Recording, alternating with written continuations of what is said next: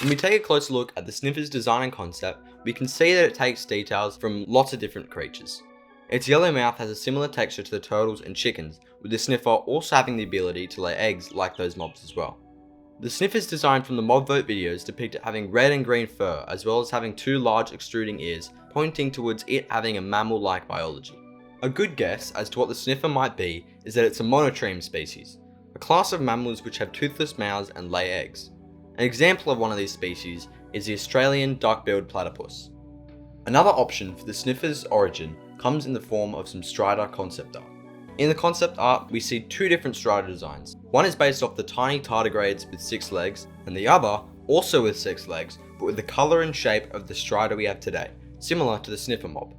Now, perhaps the Sniffer is a distant relative of the strider and once lived in the nether. A more plausible reason for this connection may just be that the devs at Mojang used this 6-legged design from the strider concept art and incorporated it into the Sniffer's design. Hidden under the deserts and swamps of the overworld is a rare structure known as the fossils, which some people believe to be the ancient origin of the Sniffers. They can spawn as two different variants, skulls and spines. When placed in a certain arrangement, some of these different fossil structures can take the appearance of what looks like to be a large Sniffer skeleton. Although it's a bit of a stretch, these fossils might be a hint to the Sniffer's ancient ancestors who went extinct, being buried beneath the surface of the overworld. Now, although the Sniffer is a land-based mob, their cuboid eggs are found in loot chests of the underwater ruins. What's weird about the snake's spawning location is that the Sniffer is not an aquatic mob and doesn't lay their eggs underwater.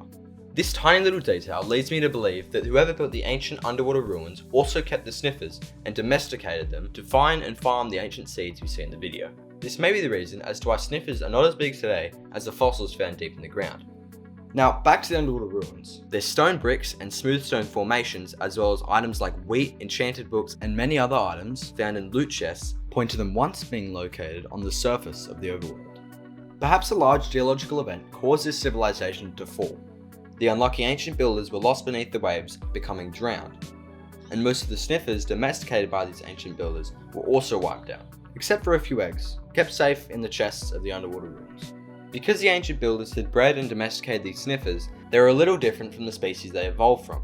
This other species would have slowly died out, becoming the fossils that we see in the game today.